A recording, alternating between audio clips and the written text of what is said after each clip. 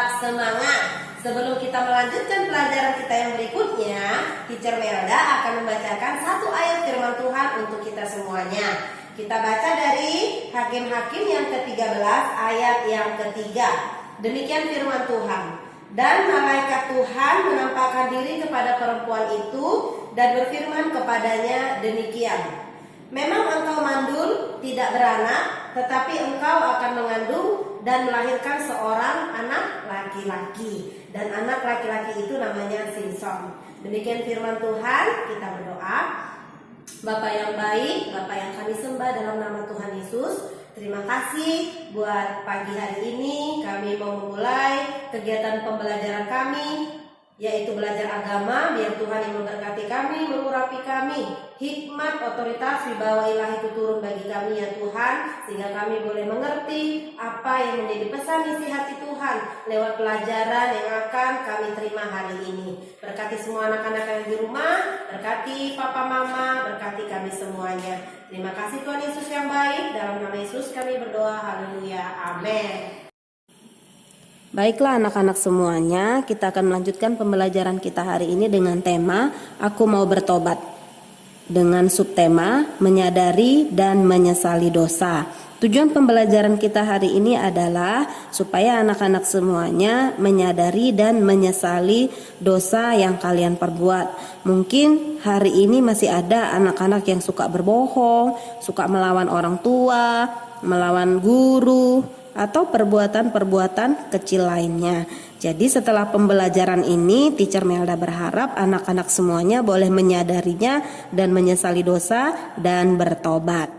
Berikut ada tokoh-tokoh Alkitab yang menyadari dan menyesali dosa-dosa mereka, dan kita patut meniru apa yang mereka lakukan, khususnya tentang pertobatan mereka. Yang pertama adalah Zakheus. Zakheus itu adalah seorang kepala pemungut cukai. Dia itu orang yang kaya raya.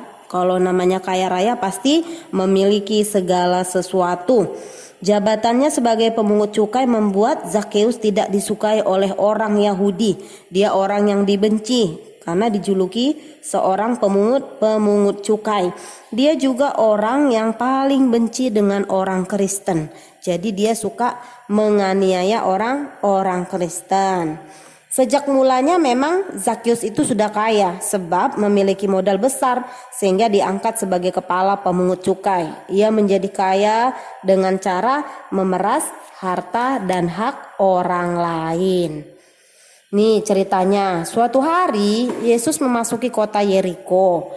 Orang banyak berbondong-bondong ingin bertemu, termasuk si Zakheus itu. Namun Zakheus kesulitan bertemu dengan Yesus karena badannya ternyata pendek. Ia berlari mendahului orang banyak dan memanjat pohon ara. Supaya apa ya? Ternyata supaya dapat melihat Tuhan Yesus. Terus apa yang dilakukan Yesus? Yesus melihat keinginan Zakheus yang ingin menemuinya. Apa yang dikatakan Yesus kepada Zakheus? Zakheus, segeralah turun, sebab hari ini aku harus menumpang di rumahmu. Demikian kata Tuhan Yesus kepada Zakheus. Kira-kira Zakheus senang ya?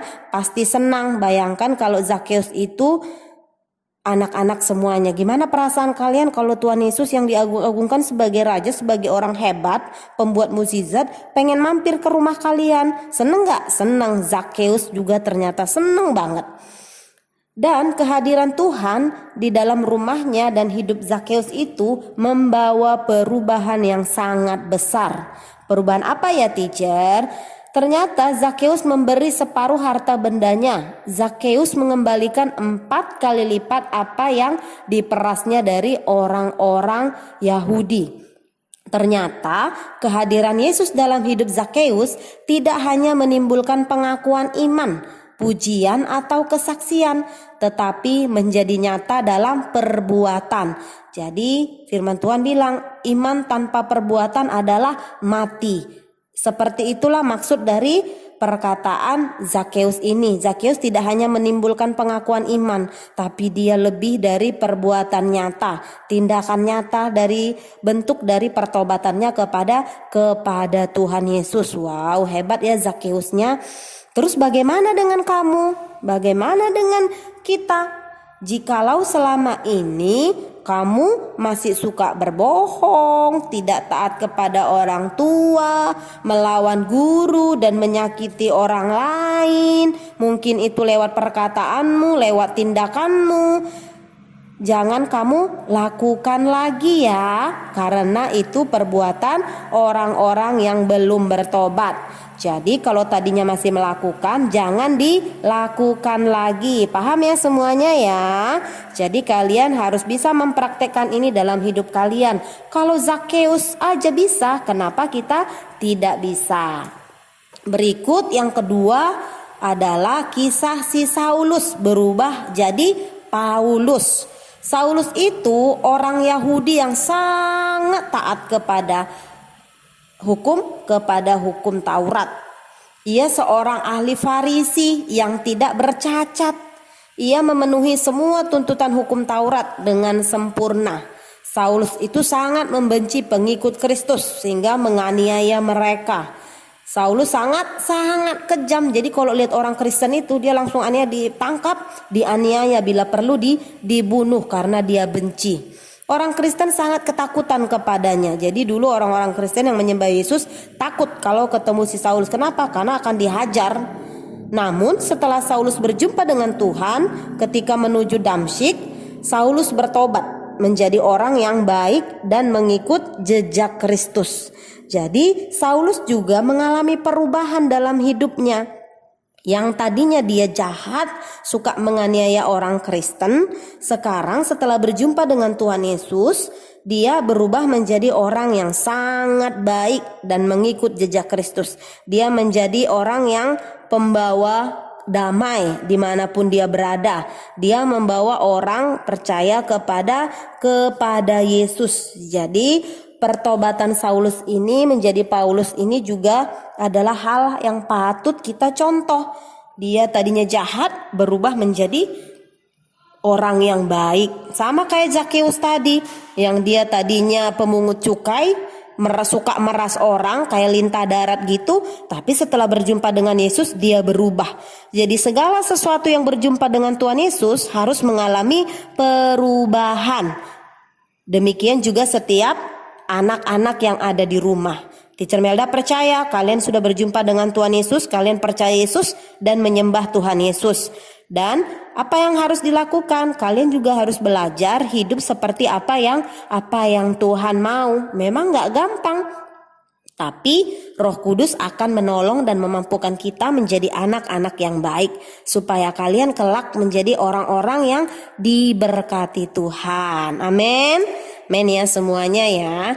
Yang ketiga itu adalah tokoh Simson. Siapa sih yang gak kenal Simson? Laki-laki kuat, perkasa gitu. Kenapa kuat dan perkasa, teacher? Simson itu sangat kuat, bisa mengalahkan singa dan merobohkan pintu gerbang. Simson itu menjadi hakim di Israel. Dia menang karena Roh Allah, kalah karena tidak mau berubah. Si Simson ini ternyata orang yang luar biasa yang dianugerahkan Tuhan kekuatan melebihi orang lain. Jadi dia punya kekuatan supranatural yang digunakan dia untuk membela orang dan menolong orang. Tapi ternyata Simson itu punya kelemahan. Apa kelemahannya?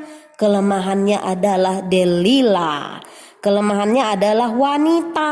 Suatu hari Simson itu jatuh cinta sama Delila yang berasal dari bangsa Filistin. Padahal mereka waktu itu dilarang untuk berhubungan dengan bangsa Filistin. Tapi karena dia udah jatuh cinta, dia gak dengar-dengaran apa kata orang tuanya. Pokoknya aku mau dia, mama.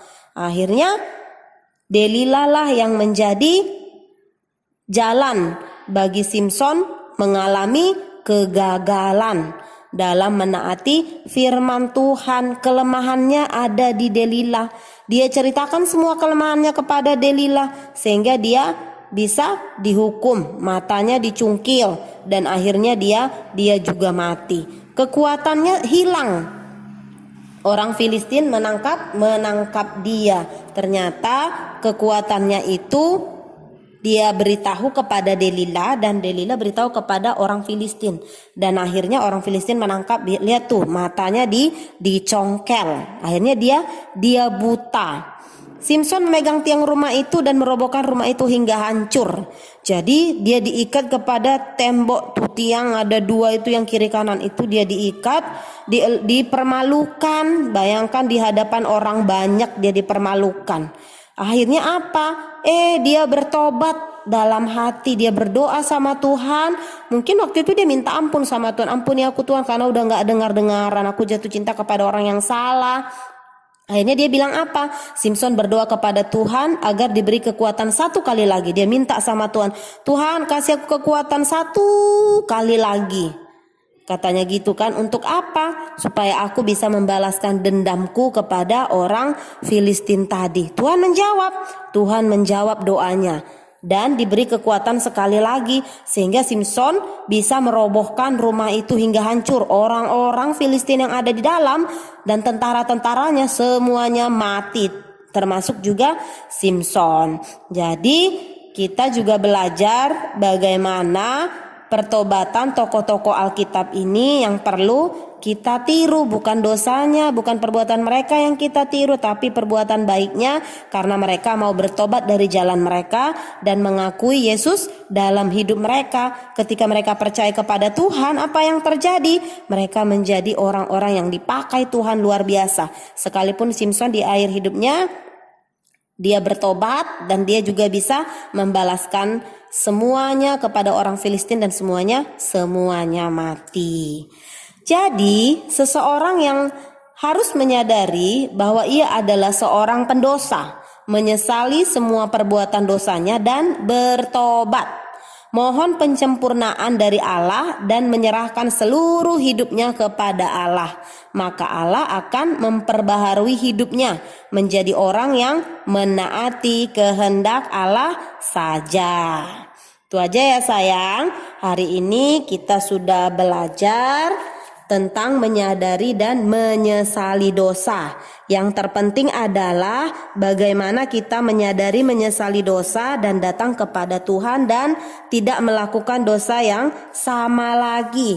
Sama seperti apa yang dilakukan oleh Zakheus, apa yang dilakukan oleh tokoh-tokoh Alkitab yang baru kita pelajari. Saulus berubah menjadi Paulus, yang tadinya penganiaya menjadi penyayang. Terus seperti Simson, walaupun di ujung hidupnya dia baru bertobat, tapi nilai positifnya adalah dia mengalami pertobatan ketika berjumpa dengan Tuhan. Ketika dia menyesal, dia bertobat menyadari kalau ternyata perbuatannya itu tidak benar. Tuhan akan mengampuni setiap kita juga yang datang kepada Tuhan dan minta ampun. Amin semuanya ya. Oke, berikut homework kita ada di halaman 33. Kerjakan nomor 1 sampai 5 saja ya sayang. Do your best and God bless you kids. Mari kita berdoa. Tuhan, terima kasih kami sudah selesai belajar. Biar Tuhan yang memberkati kami, menolong kami melakukan apa yang Tuhan perintahkan bagi kami. Lewat pembelajaran kami hari ini, kami mengerti apa itu dosa dan bagaimana kami harus menjauhi dosa dan menuruti perintah Tuhan dalam hidup kami. Biar kami boleh bertobat ya Tuhan. Ketika kami melakukan kesalahan dan pelanggaran, kami mau berbalik kepada jalan Tuhan. Terima kasih, berikan kami kekuatan, kemampuan Tuhan untuk meninggalkan dosa dan kembali kepada Tuhan. Berkati semua anak-anak yang di rumah, berkati dengan kesehatan, kekuatan yang daripada Tuhan. Berkati papa mama, apapun yang mereka kerjakan Tuhan buat berhasil di dalam nama Yesus. Biar kebahagiaan, keharmonisan, cinta akan Tuhan itu ada bagi setiap keluarga, anak-anak didik yang ada di rumah. Terima kasih Tuhan Yesus. Kalau mungkin ada yang mengalami kelemahan tubuh, Tuhan yang menjamah dan Tuhan yang menyembuhkan setiap mereka. Kalau ada yang lemah, mereka kembali semangat. Yang putus pengharapan, mereka kembali ya Tuhan mendapat pengharapan yang baru di dalam Tuhan. Terpujilah namamu, dalam nama Yesus kami berdoa, haleluya, amin.